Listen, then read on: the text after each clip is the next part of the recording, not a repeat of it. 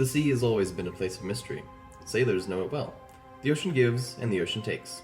But every so often, it leaves behind something so strange, so haunting, that it lingers for centuries. It was November 7th, 1872. The Mary Celeste, two-masted brigantine, set sail for the New York harbor bound for Genoa, Italy. She was 200 feet long, sturdy, and freshly provisioned. Her cargo? 1,700 barrels of denatured alcohol, a volatile cargo, but not unusual. At her helm was Captain Benjamin Briggs, a man of the sea. 37 years old, steady, religious, respected, not the type to take a reckless chance. He brought along his wife, Sarah, and their 2-year-old daughter, Sophia. The rest of the crew, 7 sailors, were handpicked by Briggs for their experience and loyalty. It should have been a routine voyage. For weeks, the Mary Celeste made her way across the Atlantic. Nothing in the captain's log suggested trouble. The last entry, dated November 25th, placed the ship near the Azores. All seemed normal. But then, nothing. On December 5th, almost a month after departure, another ship appeared on the scene. The British brig Dei Gratia was making her way across the same waters when her crew spotted something strange on the horizon. A ship. Lurching, drifting, sails ragged, moving but unguided. As the vessels drew closer, he could see nobody on deck, and he received no reply to his signals. So he sent DeVoe, a second mate, John Wright, in the ship's boat to investigate. The pair established that this was the Mary Celeste by the name on her stern. They then climbed aboard and found the ship deserted. The sails were partly set and in poor condition, some missing altogether, and much of the rigging was damaged, with ropes hanging loosely over the sides. They found the ship's daily log in the mate's cabin, and its final entry was dated at 8 a.m. on November 25th, 9 days earlier. It recorded Mary Celeste's position then and just off Santa Maria Island in the Azores, nearly 400 nautical miles from the point where Dei Gratia encountered her. DeVoe saw that the cabin interiors were wet and untidy from water that had entered through the doorways and skylights, but were otherwise in reasonable order. He found personal items scattered about Briggs' cabin, including a sheathed sword under the bed, but most of the ship's papers were missing, along with the captain's navigational instruments. Galley equipment was neatly stowed away. There was no food prepared or under preparation, but there were ample provisions in the stores. There were no obvious signs of fire or violence. The evidence indicated an orderly departure from the ship by means of a missing lifeboat. DeVoe returned to report these findings to Morehouse, who decided to bring the derelict into Gibraltar, 600 nautical miles away. Under maritime law, a salvor could expect a substantial share of the combined value of rescued vessel and cargo, the exact award depending on the degree of danger inherent in the salvaging. Morehouse divided Dei Gratia's crew of 8 between the 2 vessels, sending DeVoe and 2 experienced seamen to Mary Celeste, while he and the 4 others remained on Dei Gratia. The weather was relatively calm for most of the way to Gibraltar, but each ship was seriously undermanned and progress was slow. Dei Gratia reached Gibraltar on December 12th. Mary Celeste had encountered fog and arrived on the following morning. She was immediately impounded by the Vice Admiralty Court to prepare for salvage hearings. DeVoe wrote to his wife that the ordeal with bringing the ship in was such that I can hardly tell what I am made of, but I do not care so long as I got in safe. I shall be well paid for the Mary Celeste. And here begins the mystery. Why would Captain Briggs, a careful man traveling with his wife and child, order everyone off a sound boat in the middle of the ocean? The theories abound. Some said pirates, but nothing was stolen, no violence. Some whispered mutiny, but Briggs was admired, and there was no sign of a struggle. Others suggested a rogue wave or a water spout, but the ship bore no scars. And then there's the cargo. Alcohol. Denatured alcohol can leak fumes that smell deadly, and sometimes even cause explosions. If Briggs believed the ship was about to ignite, he might have ordered everyone into the lifeboat, planning to wait it out. If so, one mistake, a rope slipping, the lifeboat drifting away, would have stranded them at sea, helpless. It's a grim but plausible explanation, but it isn't the only one. Over the decades, people have speculated wildly. Giant sea creatures, UFO abductions, even the Bermuda Triangle, though the Mary Celeste was nowhere near it. Each theory more fantastic than the last. The truth is, no one knows. No lifeboat was ever recovered, no bodies ever found, not a single message in a bottle, nor any trace of the 10 people who sailed aboard her. The Mary Celeste herself lived on. The Dei Gratia brought her to Gibraltar, where British authorities investigated. Some even accused Morehouse and his crew of foul play, a charge never proven. In time, the ship was sold, passed from one unlucky cabin to another. Sailors whispered she was cursed. By 1885, just 13 years later, the Mary Celeste was deliberately run aground off of Haiti in an insurance scam. She was stripped, left to rot, and finally sank beneath the waves. But her legend didn't sink with her. The story of the ghost ship. The story of the ghost ship, found adrift, abandoned, yet perfectly sound, became one of the great mysteries of the sea, a riddle without an answer. Well, welcome everybody to this episode of the Watchmen Podcast. I'm Zach Upchurch, joined as always by my friends Garrett Chambers and Ben Todd Hunter. Say hi to the people. Hey. Today we have a special guest with us. We have a friend of ours, Jordan Heglin. He's our quote-unquote area expert on the Bermuda Triangle. We thought... That's... Sure. We thought he would enjoy this one. We'd love to have his insight on this. Quick shout out to Blake for being awesome. That is definitely a paid sponsorship right there. He told me to put that in. How much did he pay? 0. Oh. Yeah. Why I are we work on doing your this? business strategy. It was a donation sponsorship. It was free. The first one's free. The first one's free. It's like the Costco samples. Yeah. Exactly. Please remember to like and subscribe if you're watching this on YouTube. If you're listening on Spotify or any other platform, please follow. Share with your friends. It really helps us out. We appreciate all your support. Please rate the show, review the show, drop a comment if you like the show, or if you have topics that you want us to go over. We'd love to hear about those. We have a lot of topics already, but we're always looking for new stuff. So please, your engagement really helps out the algorithms that be. So please help us out with that. I don't think I'm following. Jordan just said he's not following. Okay, us. well, I don't think it was on purpose, because I definitely... I meant to. That's anyway. So the Bermuda Triangle, the famed Bermuda Triangle, it's about 1 million square miles of ocean. Triangle with the corners being Bermuda, Miami, and Puerto Rico. You can look that up on a map. It kind of makes sense. Over 75 planes and 100 ships have vanished or gone down here in the past 100 years, which is kind of a lot if you think about it. It's kind of a big deal in school, right? The Bermuda Triangle, quicksand, and then like spontaneous combustion, like stop, drop, and roll. Yeah. And they're all like, oh, if you ever just find yourself on fire. And when has that ever happened? It's like the only time you would do that is if you were in a house that's on fire. And you're not just going to stop, drop, and roll in the house that's on fire. Anyway. Up until like a couple years ago, I thought that all three of those things would have a much larger effect on my life. But it turns out I've never once had to deal with quicksand.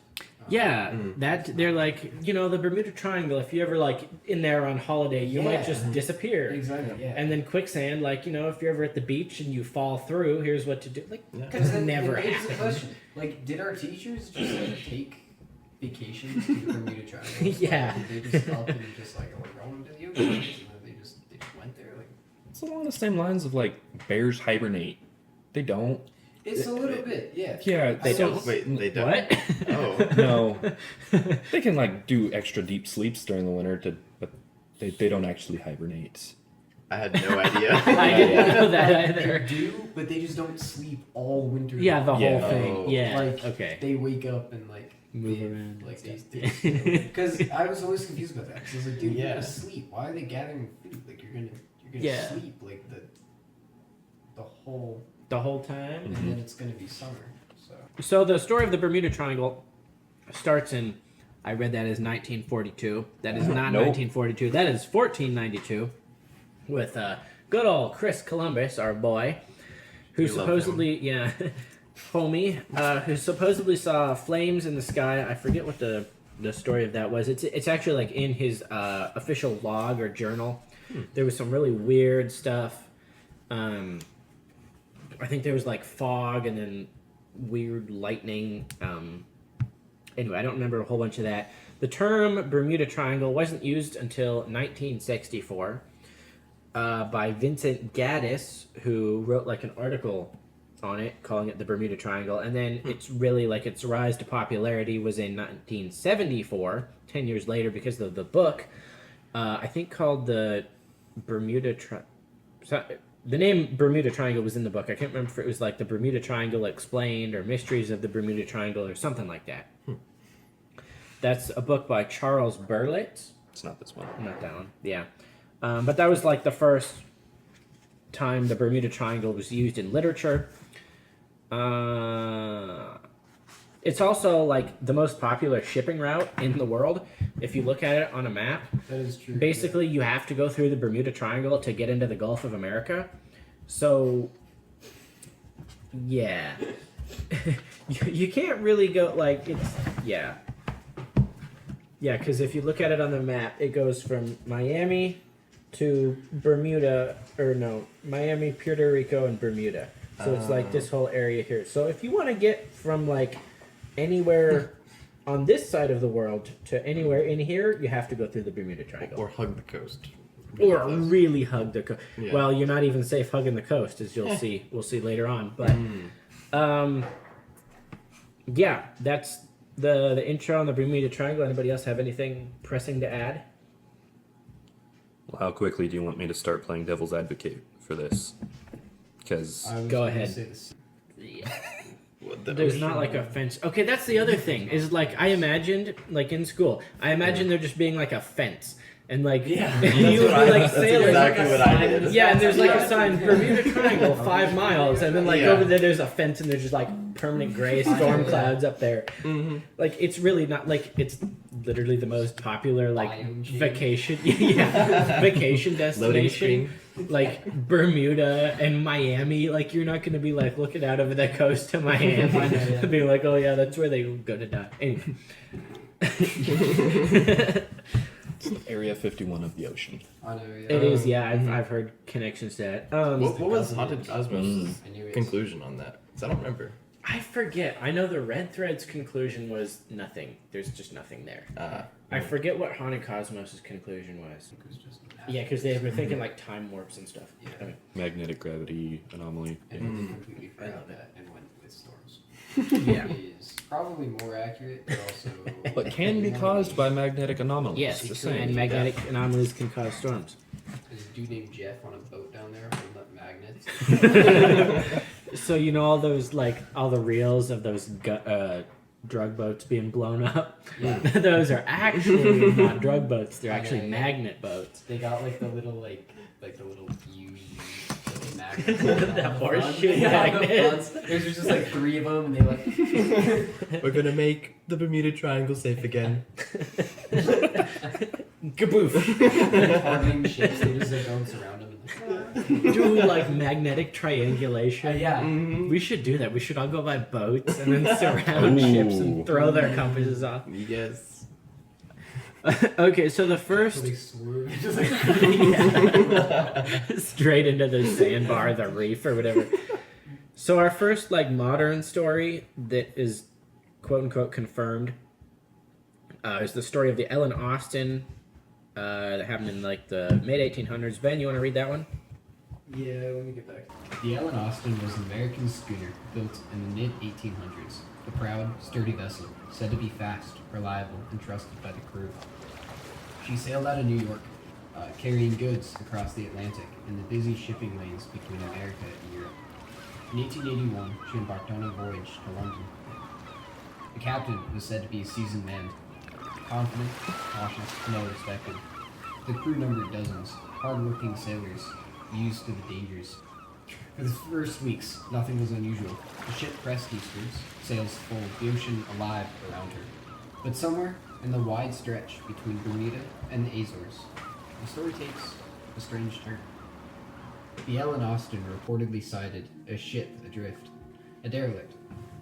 No signals, no crew visible, no flags flying, just a vessel moving sluggishly with the currents. The derelict looked sound enough, not wrecked, not sinking, but eerily abandoned. Curious, the captain of the Ellen Austin ordered his men to board her, and what they found was unsettling. The ship was in good shape, sails battered, but not beyond repair, the cargo intact.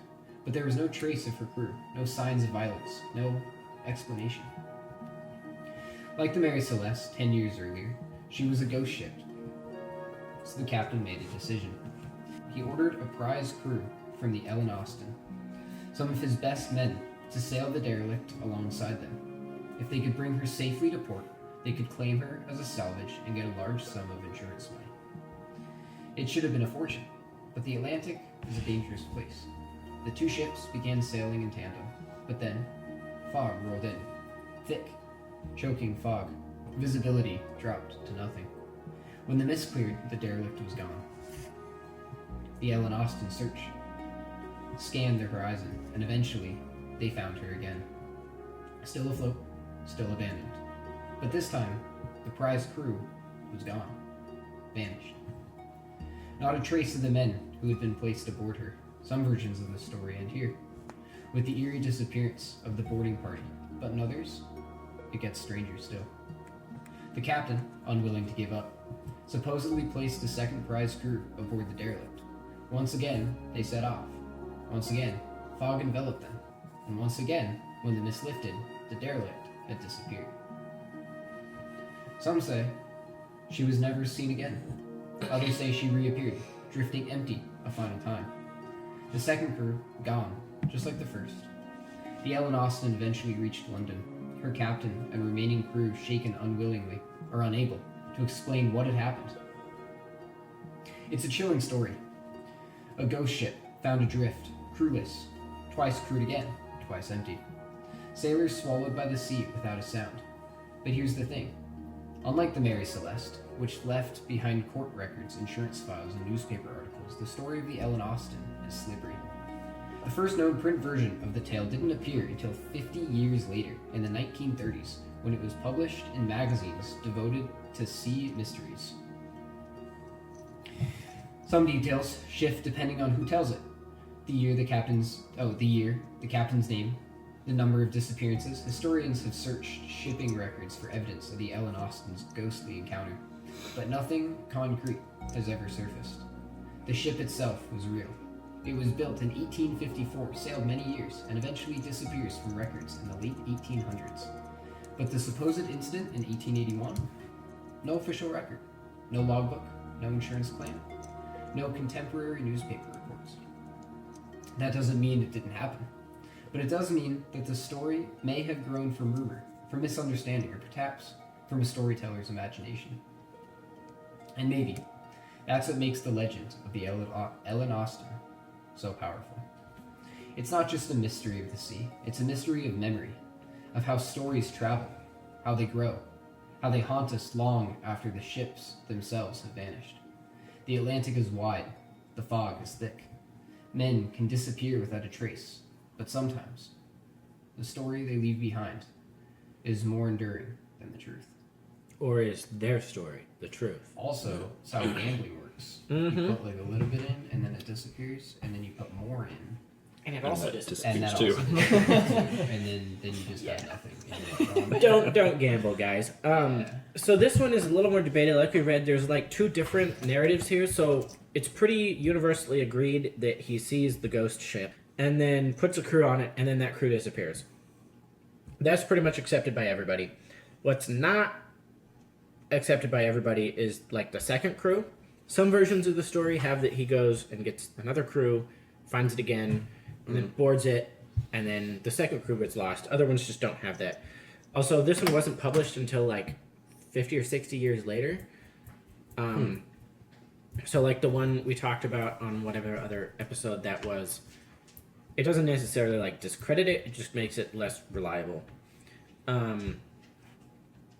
What do you guys think of that one? Is that like Bermuda Triangle did it? I think or there's several very different ways that we could look at it. We could look at it as like kind of how like the legend has it, where it's all like supernatural, where like something like took them, like the sea like took them, and then like they're lost.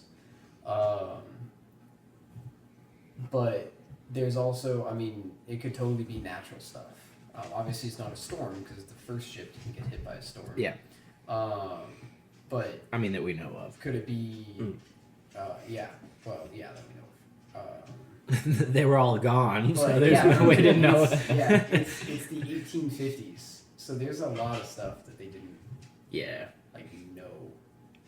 So could it be some kind of like either disease or like Mm-hmm. I know one of the theories for the Dyatlov Pass case was that there's a wind that comes and it's generated by like how the mountains align, but it strikes like this like just feeling of dread and panic in people. The wind? Yeah, the wind. You ever heard about that? No, I haven't. Yeah, there's the a wind it's does? it's a really, really like rare thing. It's like the sound or the vibration. It's the vibrations where it's too high of a frequency for you to hear it, so like you can't identify. Oh, but you your feel mind something. still picks it up. Interesting. And how it registers that something is off, but because you can't figure out, it's just like I'm hearing something. It puts your mind into a state of panic. Yeah. Huh. And then when you put multiple people together, one person panics and then everybody else panics. Right. And then they do Interesting. something stupid. I didn't know. So could it be? Obviously, it can't be that because that's generated by like the wave, like the mountains and like the cold hot fronts. But something like that, where it could be just Over mass the ocean. panic, Yeah. and then something freaked out, something went wrong. They all jumped off the side of the boat. exactly. Social contagion. I mean, Yeah. like sailors are, especially back then, are very superstitious. Yeah, So yeah, you find a very ghost ship superstitious. and you go collect the ghost ship because money. Yeah. But then a fog comes in and And then somebody's oh my gonna gosh, panic. Yanks them. That's it could have been just superstitious. It was like we were talking about like the Mothman yoinked the dog to eat him. The triangle just yoinked the guys off the ship. Yeah. That's like one of the theories is like that it's like a ghost ship. There was some, I think, did Haunted Cosmos talk about it? There was like a pirate ship that got lost in the area or something. And then like this is the pirate ship that just like eats people forever or something There's like a that. song about that. Oh. Tale of the Shadow. It's kind of like a sea shanty sort of thing. Isn't but- that Sail North? Isn't Yeah, it? yeah. There's just a rumored ghost ship, and the guy goes searching for it for treasure, finds it, gets on board because treasure ship, and then the ship just kills his whole crew and makes him captain of ghost ship. Yeah, that's the one. I was thinking See, that's what I was about to say. You know, I saw a documentary about that actually. It was called Pirates of the Caribbean, Davy Jones. And Johnny Depp. Yeah. No way. It's on, and like they're all like in the walls, like yeah. We'll And they talk have, about that coral though face. with our next story. The next story is probably one of my favorite ones. So I don't know. This one's interesting. The Ellen Austin is interesting. I don't know where were they.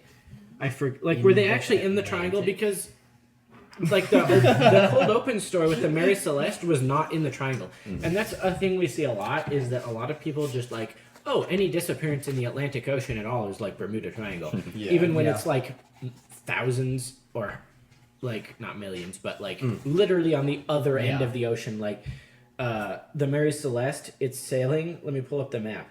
It's sailing from New York to England. Right, so it's sailing up here. Yeah, and most of the time you're going to do an upward arc to get Right, to... so it's going like this, like North Atlantic, like the Titanic or whatever. That's not New York. New York is right here. That's Canada, dude. New York is right there, bud. Right So it goes right there. Yeah. And then like the Bermuda Triangle is all the way down here. So it's like literally thousands of miles away. Where is the Ellen Austin? The Ellen Austin is from, I guess it is between Bermuda and the Azores, whatever. She sailed out of New York, carrying goods across the Atlantic. What? From London? Yeah, so it literally wasn't in the Bermuda Triangle? Well, no, it's Well, It says between Bermuda and the Azores, it disappears. But if it's going from New York to London, that's quite a detour. that is quite a. Hang on. Well, I don't know where Azores is. I don't have Between internet. she used to ply between Liverpool Azores and New is- York Azores over is- the fabled Bermuda Triangle zone. How the heck? no, Azores is next to Spain. Oh, is it? It's pretty close to Spain. I'm pretty sure. It might be the Gulf. So they're like between Bermuda and the Azores in this stretch of like 8,000. yeah. A fair amount of these stories are like somewhere in the general area of nearby to one of these Yeah. lines. Off of the east coast of America. Yeah, I don't know. that we can't find a map. Even so, They're like, looking at like the flat maps, and they're like, it's off the East Coast, but like everything is off the East Coast. It's like Japan, and they're like, yeah, that's off the East Coast. It's go farther enough. Wasn't that what like Columbus built his whole expedition on? Yeah. Oh. You know, it's like cars turn right to go left. Columbus is like go east to go west. I know. Yeah. Anyway, what were you gonna say something, Jordan? well, like even so, just finding a random ship with no crew in the middle of the ocean is not a common thing. The ocean is very big, in case you hadn't noticed. So I mean, there are a lot of like ghost ships in the ocean and wrecked ships in the ocean, but sure. Usually they're at the bottom. Yeah, they don't last long without a No. crew. So, I mean, regardless of its location, that's really weird. And if you're gonna find it, I mean, yeah, I'd explore it. Yeah, Whether or not I'd try to sail it back is another thing entirely. But if I could pay other people to do it, then you know.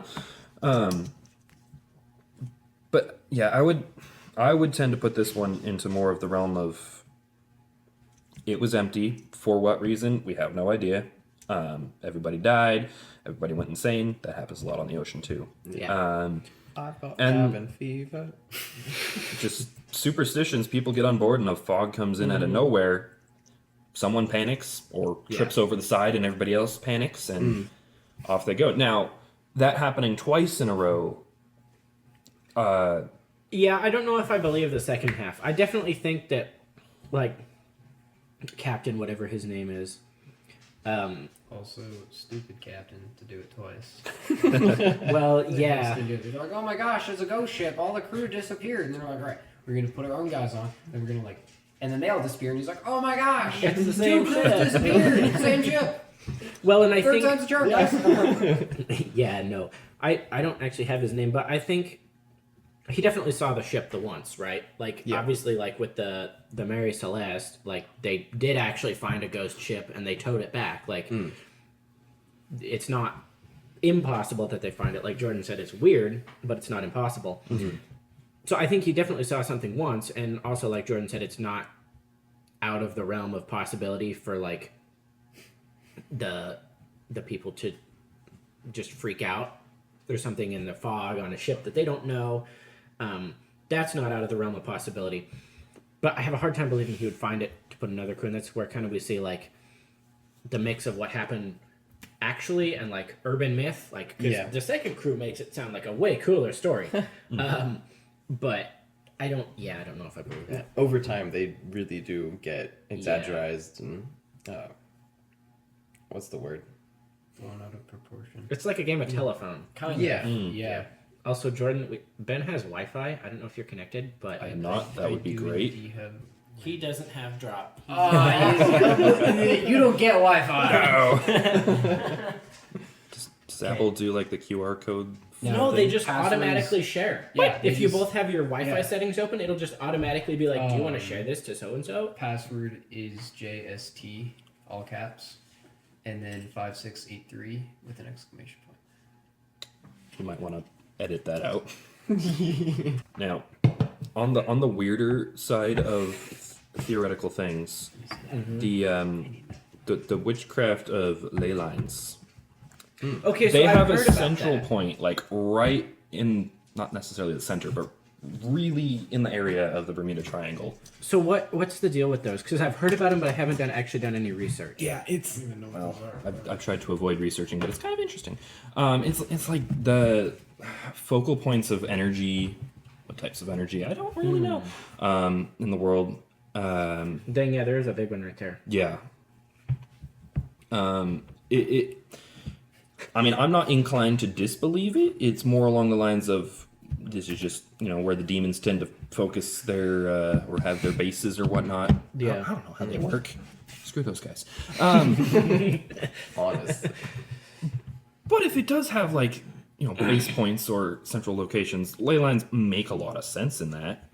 Well, and even if like they weren't originally connected with demonic, and this is something we've talked about on pretty much every episode, like if people believe that there's something quote unquote supernatural, or if they think there's something weird going on there, then there's a much higher likelihood for the demons to see that and then latch on. Yep. So even if they're not like what did I see? Google says later interpretations, particularly in the 60s and 70s, suggested that these lines channel quote unquote earth energy, with their intersections holding powerful, often spiritual significance. And some theories link these key lines to ancient landing patterns for spacecraft, kind of like whatever that pattern is at the bottom of Thor's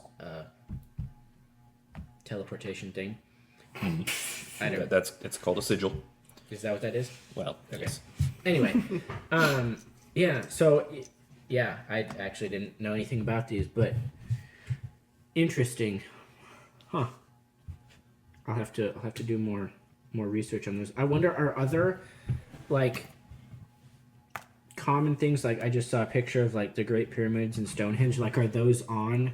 I guess there is one fairly close to the Great Pyramids, Northern Africa, and in England, according to this map. So is there, like, I wonder if other significant places are also on. I wouldn't be surprised. I mean, where did they come up with these lines in the first place? If you look at this map here, it's not quite the same, but like Bermuda Triangle is right there, Stonehenge is right there, Great Pyramids are right there, like Great Wall is right there. LA is right there. is right there. I don't know what that is. Middle of Australia. There's like that big. What's the big rock in Australia? Could be like that. I don't know. Guam, IROC, Idaho, or Idaho. Suffice it to say, witchcraft bad, but they're not like making it up. Yeah.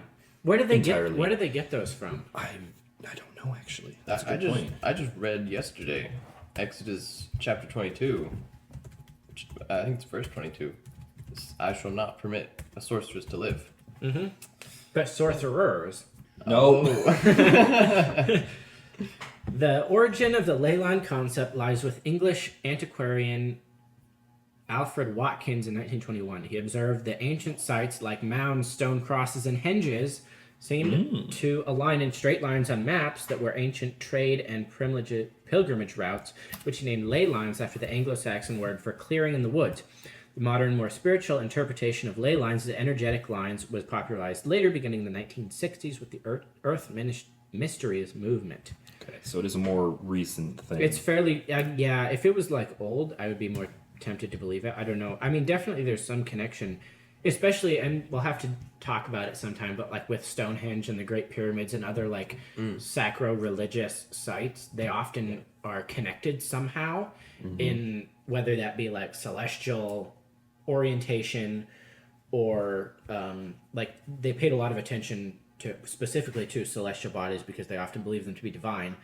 So I don't know if the Bermuda Triangle has like some significance in like celestial position, like Stonehenge or the Great Pyramids. We'll have to do an episode on the Great Pyramids sometime too. Yes. Well, with that, we'll move into our next story, the 1900s. This is probably one of my favorite stories. I'll read it. The USS Cyclops. I love this story. This is a good one. We get time travel. We get all that good stuff. Yeah. In 1910, a new collier ship was christened the USS Cyclops, a steel behemoth of the Proteus class. Over 540 feet long, it was not built for glamour but for hauling coal. It was a work truck. Operating privately for the Naval Auxiliary Fleet, which is just like basically it supplied fuel to random ships that needed fuel. It's just like a gas truck. The ship served 7 years with an excellent service record. The growing conflict that became the First World War saw the ship drafted by the Navy. Coal was the lifeblood of the Navy, fuel that fed America's battleships, and the Cyclops could carry over 12,000 tons of it. She wasn't fighting on the front lines, but her job was no less important than that of the destroyers, because, without coal, the destroyers turn into big boat anchors. The commander of the Cyclops was Officer George Worley. He was a strict officer with a reputation of strange behavior. Some of the crew respected him, and others whispered behind his back. However weird he was, there was nothing that made him unfit to command a ship. In February of 1918, the Cyclops had just taken a full load of coal to Rio de Janeiro, Brazil. While in port, Commander Worley submitted a report saying the starboard engine had a cracked cylinder and was inoperable. The report was confirmed by a survey board which recommended, however, that the ship return to the United States for a full service, rather than just a temporary fix. It wasn't anything to be too worried about, the trip would just take slightly longer. For the return journey to the States, the ship was loaded with an unusual cargo, manganese ore. This was a highly corrosive cargo and posed a challenge to the Cyclops. Being considerably denser than coal, the loading marks on the hold were no longer an accurate judgment of the cargo weight. Like we said before, the Cyclops had a capacity of about 12,500 tons. So the port crew who were loading the ship didn't have time to perform the precise calculation of the weight of the manganese ore, so they had to resort to old-fashioned methods. So with a little quote-unquote eyeballing, the harbor master assured them they would be just fine, and the Cyclops headed out for Baltimore, a trek of nearly 5,000 miles. Several onlookers noted she looked low in the water, struggling under the weight of the ore. Unfortunately, despite the assertions of the harbor master that the ship was just fine, it wasn't. With half the power it should have and being overweight, the ship was forced to make an unscheduled stop in Barbados the 3rd of March, hoping to shed some of the weight. They did not get lucky. Manganese ore is a critical component in the manufacturing of steel, and there were no steel plants in Barbados. Additionally, there were no other ships headed to Baltimore with the capacity on board, so port crews just assured the Cyclops the weight shouldn't be an issue. The ill-fated Cyclops would have to make do with what it had. Confidence still low, but feeling slightly better, they prepared to depart the following day. They put out to sea the next morning, the 4th of March, destined for Maryland. That was the last anyone ever saw of the ship. The wreckage couldn't tell the Navy what happened because no wreckage was ever found. Despite a massive Navy investigation, nothing ever turned up, and it was attributed to the favorite of the military, the unknown. That and training exercise, but this is not a training exercise. Even with modern technology, we still haven't located any wreckage of the ship.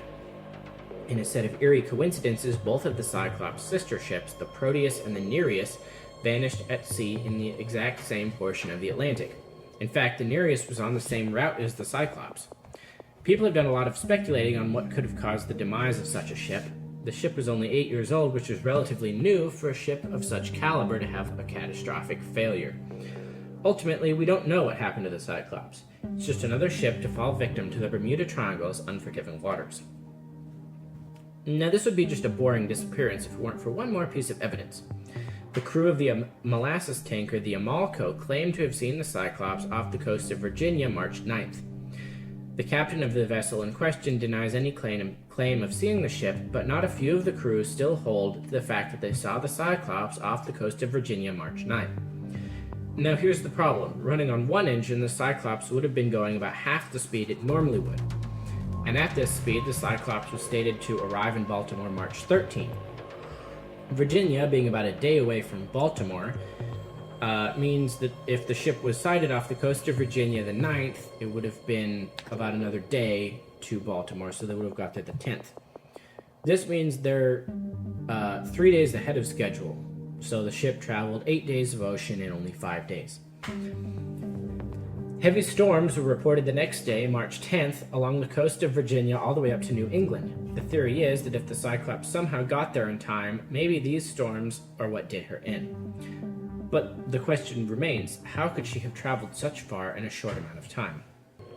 We may never know what the final location of the Cyclops is or what finally did her in.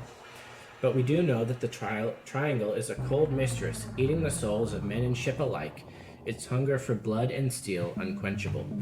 Ben, what are your thoughts on here again? I think it's more credible than the first one that we did. The Mary Celeste and then the Ellen other Austin. Yeah, the Ellen Austin especially. Just because it's so well documented. We had better technology to document. We had better technology to map stuff, write stuff down, better policies. But I think that for this one, very, very naturalist explanation, but it could also just be simple user error. Yeah. They took too much cargo, and then they're like, "Hey, this is going to be a problem. We have too much cargo." Too much cargo, not enough power. And then they're just like, "No, it's fine. Yeah. You'll be okay. Just go." Which is what I don't know how many times I've said that with my truck. Load it up, it's fine, let's go. Yeah, pretty much. But you're not trying to make it across the Atlantic. So and I've never disappeared into the Bermuda Triangle. So. Also, yeah. Not yet. I should drive my truck into the Bermuda Triangle. What's you really disappeared, down we there? don't know why. We can't find the truck anywhere. Turns out trucks don't float. Yeah. Yeah. So basically, don't overload stuff and then expect it to work. So there's a couple theories like rogue waves and storms. There's not like any storms in the area that basically the time that it was supposed to have sunk, there were not any storms in that area. I do want to point out that your notes say rouge waves, not rogue waves. I was thinking about that. The rouge waves are colorful. Yeah. Anyway, and like I've been to the coast of Virginia, and you can see ships traveling all along, and I think you have to travel into the Chesapeake Bay to get to Baltimore, so they would have passed like right in the coast there, and which makes sense if the Amalco, the molasses tanker that claimed to have seen the Cyclops, was passing out. Like there's hundreds of ships in that area. Mm-hmm. So the point being that the Cyclops should have been within like seeing distance of the shore, because on a clear day anyway, you can see like 26 miles, and where it should have been coming into the Chesapeake Bay, and it shouldn't have been that far off. So we have pretty reliable evidence that there weren't actually storms where the Cyclops should have been. Now, if it was actually sighted by the Amalco off the coast of Virginia, then those storms could have totally sank it. They could have missed the turn into the bay and got stuck out there and sank. But that doesn't explain how it gets to where it's going. I think any parent could explain how this happens, and that is because they've seen similar things happen with their toddlers. You can see them, and then they're just gone. They're in eyesight until they're not, and then you're like, and they're gone.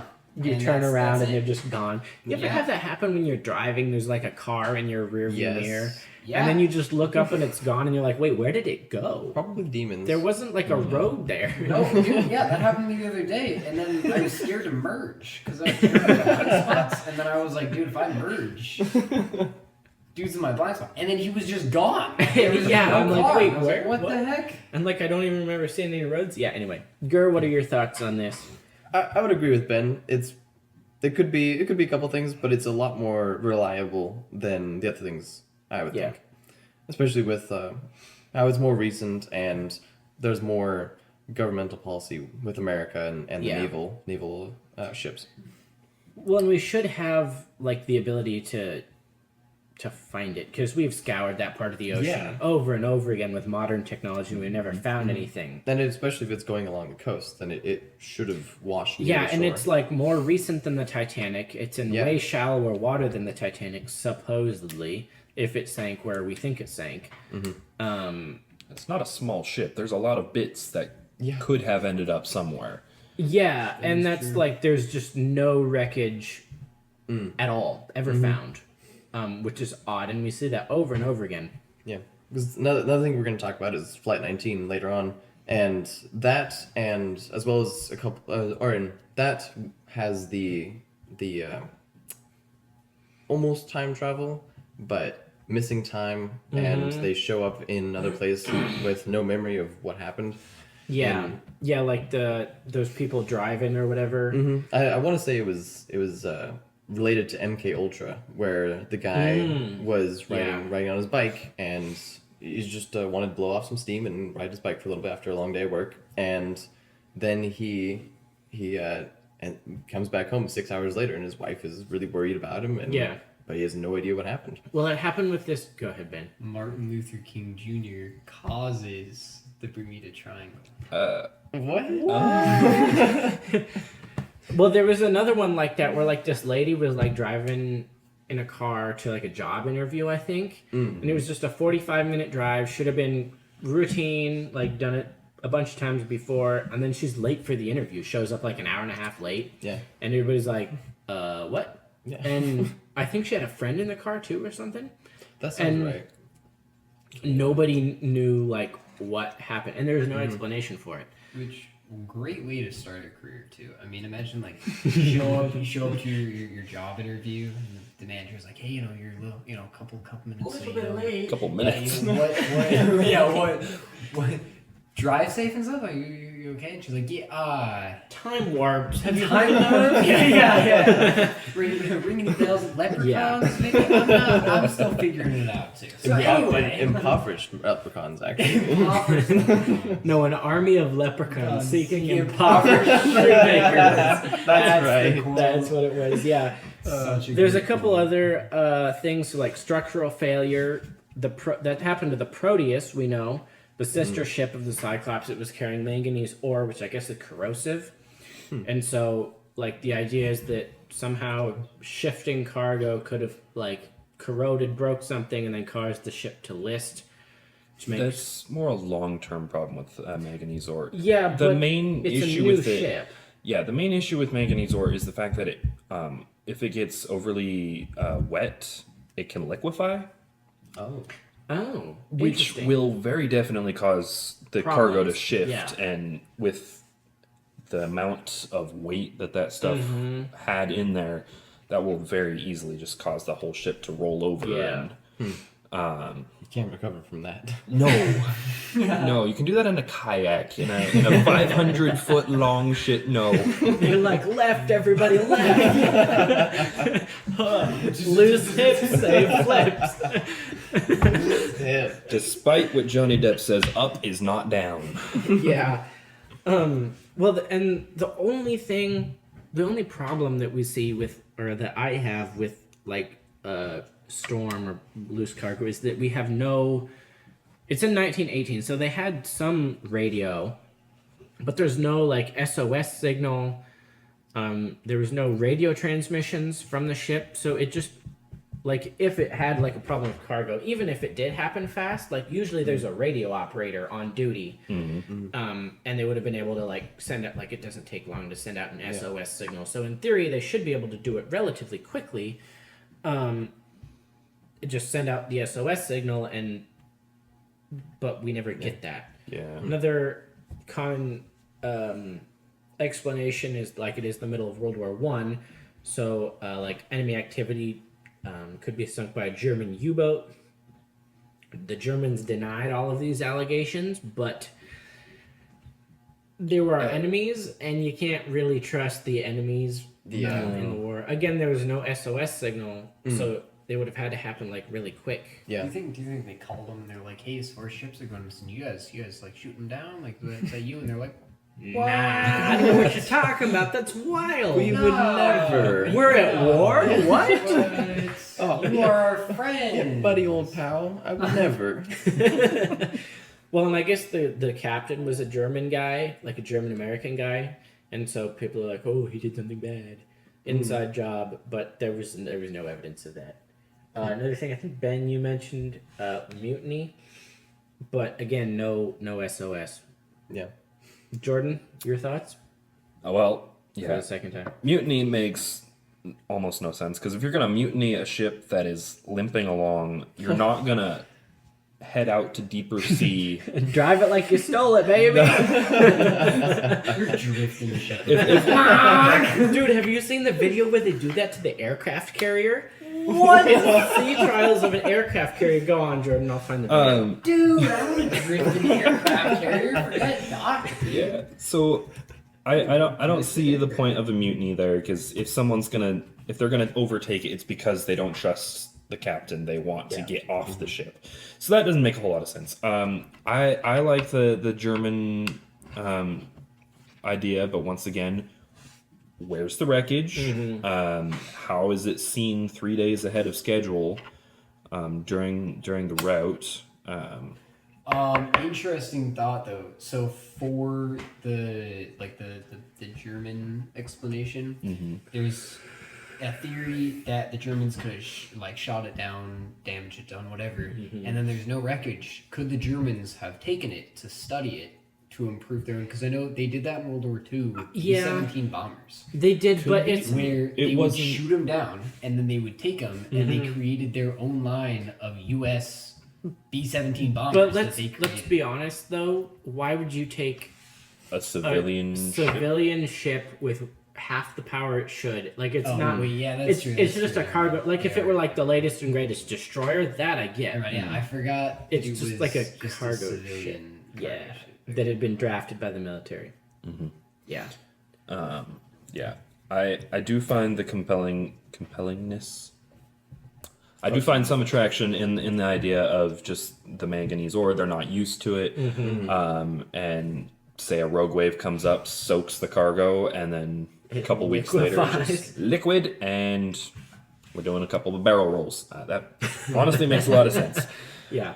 And if there was water on board, it could have messed with their equipment for communications. Yeah. And that would Yeah, also that's explain true. that. Yeah.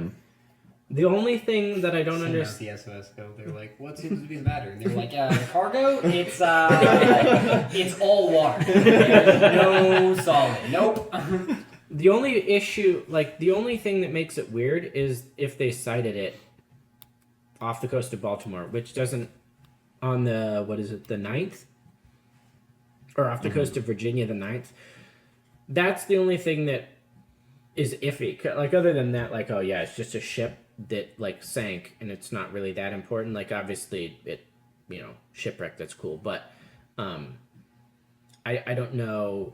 But do we know that it's the same ship that was sighted? Well, and that's the thing, is the captain denies it, and sometimes like when the captain denies it, the crews will be like, oh yeah, we saw this, and then the captain denies it and the crews are like, you're right, we didn't see that, but the crew still sticks by it even after the captain denies it. So it gives a little bit more credibility to it. And like I said, you can see ships all over on the coast of Virginia. And it seems like if you look at pictures of it, it seems like a fairly recognizable ship. I gotta look at it now. So, there's no real reason for that per se. Maybe if Ben wasn't playing Lion Rider, he would remember the name of the ship we're talking about. Yeah, I just realized what I'm gonna get. I just typed in Cyclops. Yeah, so like it could be, part of the theory is like there was a time warp or something, which like Gur mentioned Flight 19, which we'll talk about in part 2 of the Bermuda Triangle. Like it could have potentially time warped itself into the future, and then if it was like on the coast of Virginia March 10th, it could have been caught in the storms, missed the turn into the Chesapeake Bay, and then got stuck out in the ocean and sank. It seems fairly reasonable that could happen, like if it was there on March 10th. Right. But it wasn't. Like a storm would be the most reasonable explanation for a ship sink. Ship sink. Ship sinking. Like we'll see in our closing story here in a little bit, is a pretty modern ship that sank in a storm. You're right though. It is a really recognizable ship. Yeah. I mean, there were 2 more of them, but they weren't in the area, right? Yeah. It's fairly likely that if they saw that, they'd be like, oh yeah, that's what that is. Anyway, we could talk a little bit about like how time warps could happen and how it could have got there, because that's part of like the Bermuda Triangle thing, is like time warps. I just like that because it's fascinating. Yeah, don't it disagree. Makes it a lot more interesting rather than just, a bunch of dudes put the wrong kind of oil on it. And the boat is just like, nope. I'm tired, boss. I can't take it anymore. So since we all agree that we should talk about time warps, I'll Also, I'm picturing it like nothing like dramatic, nothing like it's not like a slow roll. It just like It's not like mirror. It's just like boing. Have you seen the one where like they launch? It's like the South Korean or the North Korean one they launched recently, and they like launched it sideways, but it rolled too far and it sank. And then they like covered it with tarps, hoping satellite wouldn't see. Well, I mean, let's face it. Wait, is it you said North Korea or South Korea? It's the bad one. So North Korea. Yeah. Yeah. Let's face it. They're not paid enough. They don't care. They just get told what to do, and then they're gonna die no matter what. So, like, you know what? We'll just push it out there. Oh no, it's Well, we're gonna die now anyway. Yeah. So there's the theories of like time warps and stuff. Basically, a big part of it, you've heard like the Einstein-Rosen bridge. Basically, like Thor. Yeah. That's the only thing that can make me think of, like Rainbow Bridge. Anyway, what I'm imagining is like this whole ship just going boom. Yeah, that's what I think. Well, not like flip, but like just boom, like, and then being like 1,000 miles up the coast. Yeah. It's like Star Wars. It's essentially Yeah, going how ahead, you drive. work the science of that. Is you take the space, the weave that is space and time, and it just kind of folds a little bit, and 2 points touch where they shouldn't be, and you just skip a little The bit. visual is like you have a dot on each corner of your piece of paper, and you can draw a straight line from it, or you can just bend the paper, and they're right closer. I love the Haunted Cosmos reference to like that Death Cab for Cutie song, which I never heard before. It's like I wish the Earth were flat like the old days, so I could travel just by folding the map. It's like hilarious. I love how he sings it. Anyway, so like with the Einstein-Rosen bridge, basically the idea of quantum entanglement, which is like two particles affecting each other despite being separated. Oh yeah, I read And an I article on forget- that recently. Yeah, Like it's been done. Like you take the particles and you it's like an accelerator, or there's something. Yeah, you connect them somehow, and then you can just distance them by effectively thousands of miles, and then you move one, and the other also moves. Yeah. The I've heard idea about that I've heard, too, the way it's connected to this, I think, is like basically you can travel between like black holes. Is the idea?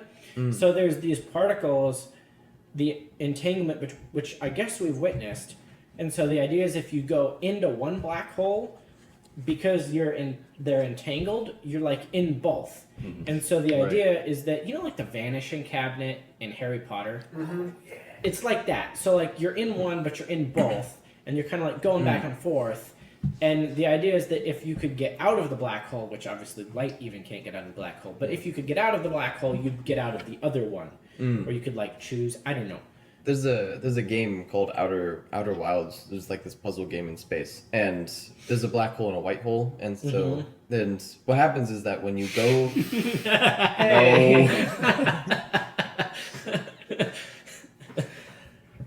You're never gonna think about it. you ruined it. And so the science in the game is that And then you're like, no, you use the black. Segregation. We're gonna cut that out. This is why I prefer the reference of black hole white fountain, because in one out the other, Yeah. which is theorized, but That's actually a good proven. one. Actually, that's I a like that gene- a that- lot yeah. more. Yeah. It makes it like a one-way thing. Anyway, Like, can go you ahead. go in one and out No. the other? Like, can you go in the fountain, out the... No, it's a one-way trip. We're swimming upstream today, but what were you saying, Gur? Were you saying something? Yeah. So there's the science behind it in the game is that when you go through the black hole, you come out of the white hole or the white fountain faster than you go into the black hole. So when you go through the black hole, you're in both places at the same time for a short while. And then you just get shot out the other side. Yeah. Which actually we will get into that in part 2 when we talk about like planes and stuff. Yeah, so the idea is that if they're connected, and if you fall in one, you could effectively be in both. And since time runs differently, you could either like exit in the past or the future. Oh. Yeah, depending on like, I guess which side of the black hole you go into. Right. Which? kind of side note on that, but it's along the same lines. I've heard the same theory for like haunted places. Where it's like you just said you're in two places at the same time, but you're not actually there. Like you're using different like planes of reality. Basically, I've heard the same theories for ghost stories where people will be in asylums and like, or they'll be in like old hospitals that are like long retired, nobody's in them, and they'll be like there, and then they'll see a nurse walking past, or like they'll hear like the cry of like a patient, or like nurse's footsteps, like ch-ch-ch-ch, and they're not really doing anything. They're just average day tasks. Yeah, but it doesn't make sense. They're there, like you're there in one, but they're also there. I've heard the same theory where it's like it's just time and like different like reality, basically like functioning at different time lines. Which I think is interesting. So with like basically when you can get into the black hole but you can't get out, basically you need something that would push, whereas gravity pulls, right? And so that's where scientists are just like dark matter. Yeah. And that's kind of the answer they throw out for a lot of things. Because they're like, oh, we think the universe should weigh 80% more than it is. Wasn't that unequivocally disproven a couple years ago? I think it was, but they're still like dark matter. So the idea is that if you did actually have something that would push, whereas gravity pulls, and then you have like a normal black hole and then a reverse black hole that were entangled, the odds of that though... I think the Dolphins would win the Super Bowl before that happened. This is all very theoretical. Yeah. The team, the Dolphins, or like the animal, the Dolphins? No, like the team, the Dolphins, because they just got demolished last night by the Ravens, who are actually a worse team than the Dolphins right now. I don't actually follow any sports. I watched like 10 minutes of the game, and it was depressing, so I went downstairs and edited the podcast. So something we see in the Bermuda Triangle is like the electronic fog that we'll talk about in part 2. And the air becomes like yellow with the energy particles. And the idea is that the only problem we have with the Einstein-Rosen bridge is we don't have enough energy to open it. And I think like with reactors and stuff, they've created it like on a tiny miniature scale. But they don't have enough energy to actually make it work. So the idea is that if you did have enough energy just in the air, like the electronic fog thing, that maybe that could create enough energy to hold up an Einstein-Rosen bridge if some other thing happened that would work, which would make the ship travel fast. How about we explain the Einstein-Rosen bridge, just in case? You want to explain that for us, Gur? No. Yeah, the part of the reason I asked was because I don't remember. Yeah, that was also my thought. I was like, I'm gonna not say anything. I have no idea other than it's the thing that brought the order. So, while Ben's ordering our lunch, the Einstein-Rosen bridge, more commonly known as a wormhole, is a theoretical tunnel connecting two separate points in space-time, as described as a solution to Einstein's equation of general relativity. This shortcut could potentially connect distant regions of the universe, and while it is a valid mathematical concept, no evidence of their physical existence has ever been found. The original Einstein-Rosen bridge is predicted to be traversable, collapsing too quickly for anything including light to pass through, and that's why you need like massive amounts of energy to hold it up, I think. But it's basically just like a warp, like time warps. That's why it's literally called a time warp, is because like if you imagine a piece of paper being flat and then it just gets bent and it's just a warp in the space-time continuum. So instead of having to go all the way across the flat piece of paper, you just go zoop. It was proposed in 1935 to address the problem in the something metric, which describes the space-time around a black hole, which is where we get the black hole quantum entanglement thing. And we actually do see gravity affecting time. Like, actually, like, and we've seen that it's very small, but gravity is actually affects time differently on Earth as on, like, the ISS. Yes. So, if the idea is if you had enough gravity, you could somehow warp the time. And I did research into it when I first heard like how does gravity affect time. I don't understand how it affects time. I have a great article on that that's like 40 pages long and such intense mathematics that I couldn't actually finish reading it, but it was amazing. Yeah. I looked at it once, and it does even affect just on Earth, whereas tall people will technically do live time longer. Or no, they. I don't think. Okay. Well, okay. First Tall of all, people I just agree live with you less in because general. our but fellow short kings. Okay. Let's go. Stay strong out there. But Ben and I are the resident short kings here. Yeah. I don't think that's why tall people live longer. No, it's not. It's not why, but it is. It's a funny explanation for it. Well, no, it's real. It's real. Technically speaking, due to their distance from the Earth's core, they do technically live time faster than short people. It's just such a minuscule amount of time given. One like millionth of a You're second. telling me the Earth's core kills us now too? Well, oxygen does. Dude.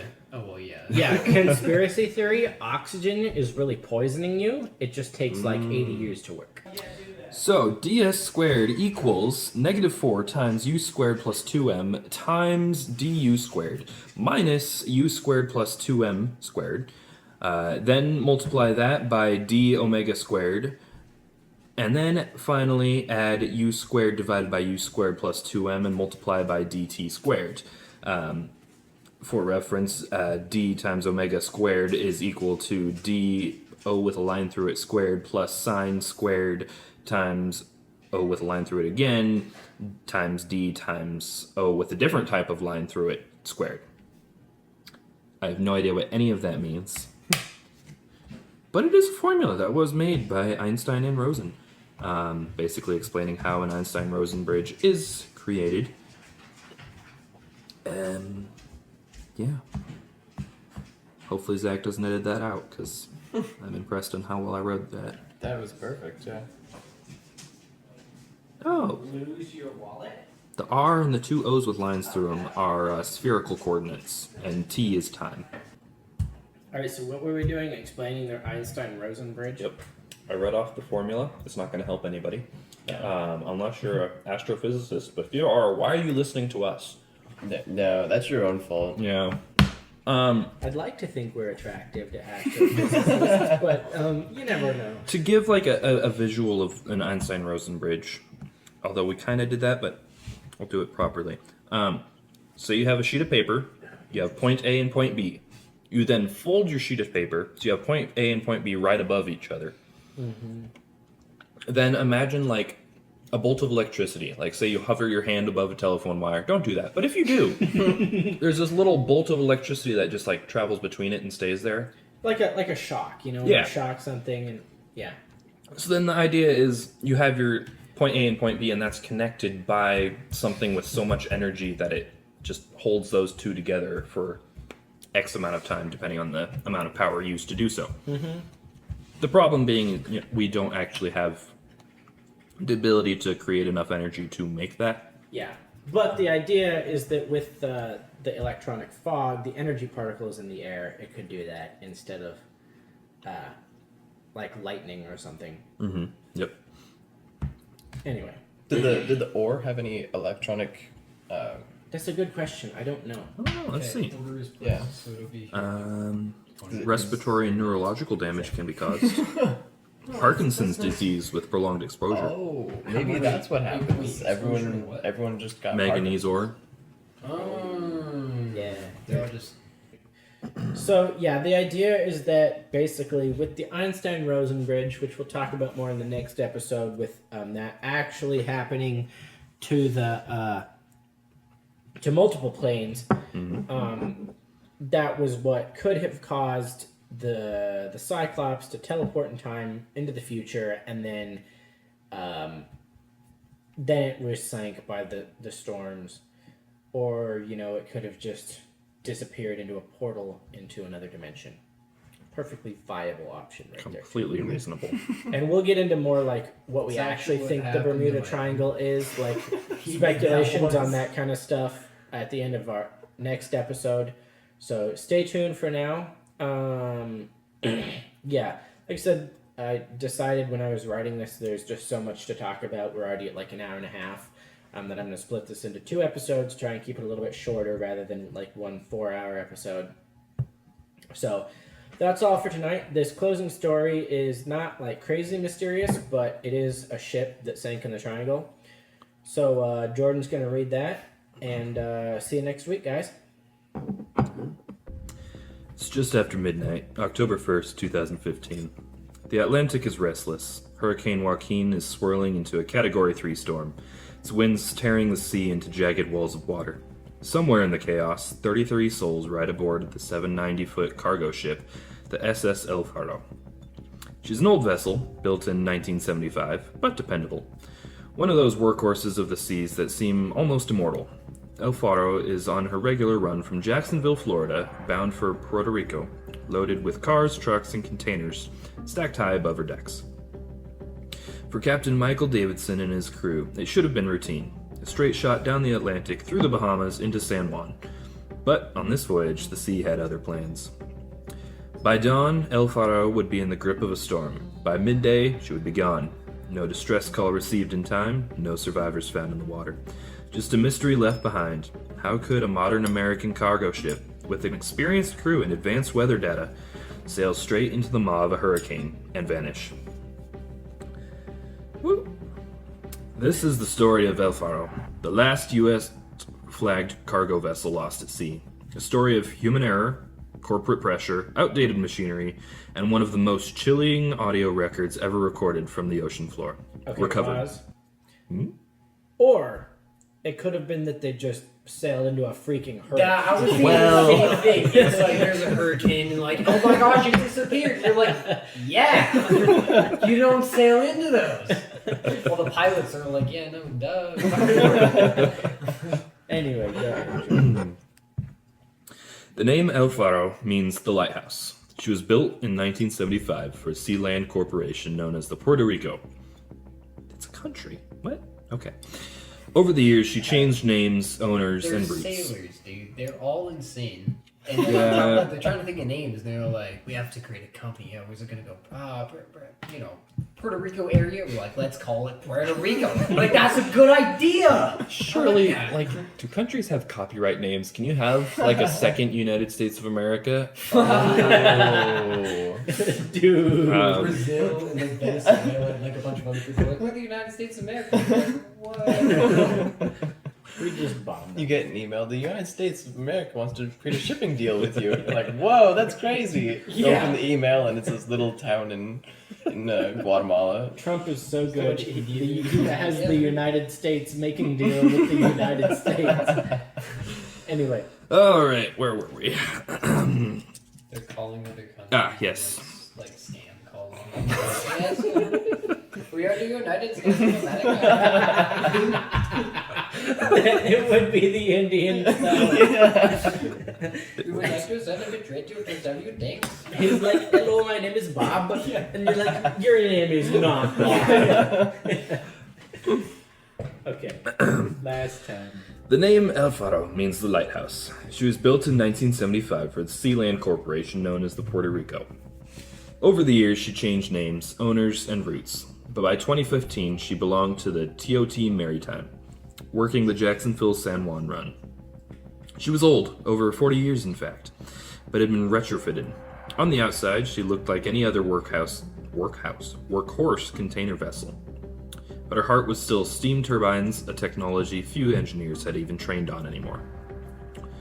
On September 29th, 2015, she left Jacksonville with 33 people on board, 28 Americans and 5 Polish contractors. But Captain Davidson was respected, a decisive, disciplined, a Maine Maritime Academy graduate. But he had also had a reputation for running a tight, unquestioned bridge. As they sailed far to the east, Hurricane Joaquin began to form. Forecasts were inconsistent, bouncing between tropical storm and hurricane, shifting paths unpredictably. Davidson studied the weather data and decided that El Faro would cut south of the storm, a calculated gamble to keep on schedule. But by September 30th, Joaquin had strengthened. Winds roared past 100 miles an hour. Seas swelled 30 to 40 feet. Other ships altered course. Determined to make his destination on time, Captain Davidson did not alter his course. Instead, he steered straight into the thick of the hurricane. Storms like this were not uncommon in the Atlantic at this time of year, and something like this, while intense, should have been just a bump in the road for the mighty ship. El Faro passed on, undeterred by the squalls. A little after 6 p.m., the captain shifted El Faro's course slightly southward. Later, an urgent high seas forecast was issued. Tropical storm Joaquin had maximum sustained winds of 75 knots, hurricane strength, with gusts up to 90 knots within 24 hours. But the crew never received that message. The captain and the chief mate discussed whether any further course change was needed, but Davidson dismissed it. He felt it wasn't warranted for a 40-knot wind. At 7:11 a.m., the captain was heard on the voyage data recorder, VDR, saying, "Needless to say, we'll be watching the weather deteriorate today." Minutes later, he admitted he doubted the ship's anemometer. Its wind speed gauge was even working properly. Still, they buckled up for a long night. Shortly after 1 a.m. on October 1st, the crew's unease became apparent. Officers discussed a storm, debated alternate routes. Davidson assured them they'd skirt the danger, but the storm wasn't where the forecast had placed it. It had shifted, swollen, blocking their path. Captain Davidson, however, was asleep. He was awoken by the first and second mates, who called him up to the bridge. The winds still howled, and the gauges on El Faro were producing wildly inaccurate readings. This meant the actual wind speed was completely unknown, but it was far higher than they expected. Davidson stayed on the bridge the rest of the night. Sometime during the night, the second mate adjusted course further north to compensate for wind, but pushing the ship southward. Below decks, the second engineer began blowing tubes, a process for cleaning soot out of the boiler with high-pressure steam. This helped the engine run more efficiently, but at a temporary cost to power. The ship slowed several knots during the process, a necessary sacrifice for long-term efficiency. By now, the ship was leaning to starboard from the increasing wind on its port side, a condition called wind heel. Around 3 a.m., the vessel's speed was about 17 knots. Soon after, it began to drop sharply. When the chief mate's watch began at 3:45, the second mate told him that the engineers were blowing tubes. The chief mate adjusted course nearly to due east, further into the wind. Around 5 a.m., the captain and the riding gang supervisor, and off-duty chief engineer, discussed the extent of the starboard list. The captain asked how it was affecting operations, particularly the lube oil system. At 5:14 a.m., shortly after the captain said that their speed was holding at 11 knots, he turned the ship into the wind again. By 5:18, the vessel's speed had dropped to 5.8 knots. El Faro was now moving with a pronounced starboard list, in hurricane-force winds, rain, and waves, with zero visibility, and an untrustworthy anemometer. At 5:44, the captain was heard on the VDR saying, "We got cars loose," likely referring to automobiles that had broken free from their lashings. He ordered the chief mate to go to the hold and start pumping. From that point onward, the crew continuously pumped the 3 bilges of hold 3. Soon after, they discovered a scuttle, a small watertight hatch on the starboard side of the second deck was open. Seawater on deck was flowing over it and down into cargo hold 3. The ship's list to starboard was causing seawater to pool directly over the scuttle. The captain ordered an engineer to begin transferring ballast water from the starboard ramp tank to the port ramp tank. The vessel shifted, now listing to port. Its speed had dropped to 2.8 knots. At 6:02, the second mate said she heard alarms sounding in the engine room. At 6:09, the captain ordered engineers to transfer bilge water back to the starboard ramp tank, saying, "I'm not liking this list." But cargo hold 3 continued to flood, and despite continuous pumping, the ship kept losing speed. At 6:13, the captain said he believed the vessel had lost propulsion. 3 minutes later, at 6:16, the engine room called. Their voices weren't recorded on the VDR, but Davidson's reply was, "So, is there any chance of getting it back online?" It is likely a suction pipe leading to the lube oil service pump had taken in air instead of oil. The port list, coupled with the ship's violent motion, had resulted in a loss of oil pressure that caused the main engine to shut down.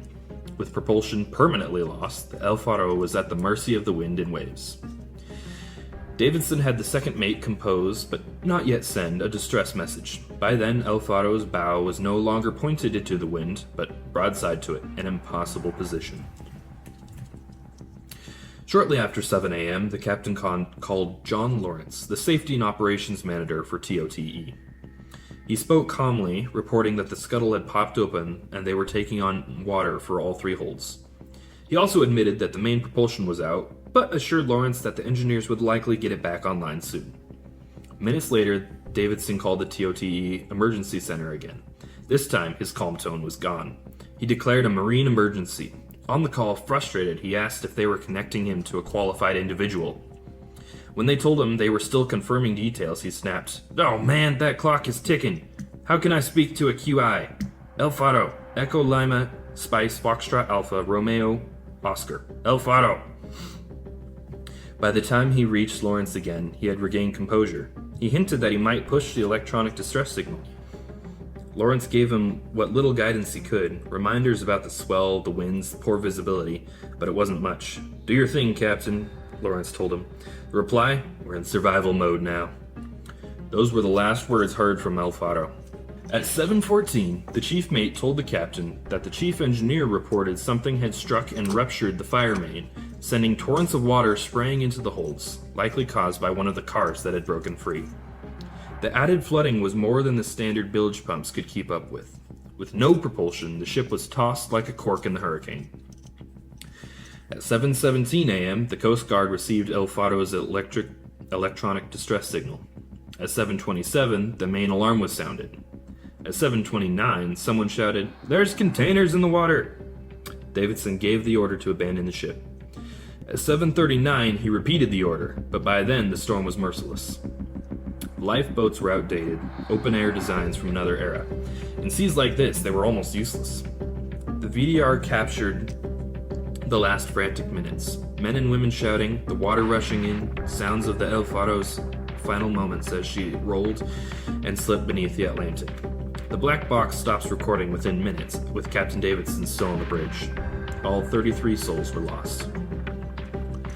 The Coast Guard eventually found the wreck of the USS El Faro, sitting upright at a depth of 15,000 feet, its bow forever pointed into the expanse of the ocean. Did the El Faro fall victim to the storm, or was there some greater work at play? We may never know. But we do know that it's just another one of a long line of ships to taunt the power of the Triangle, and for that, the Triangle demands a payment. It always does. Join us next week as we continue to explore the mystery of the Bermuda Triangle.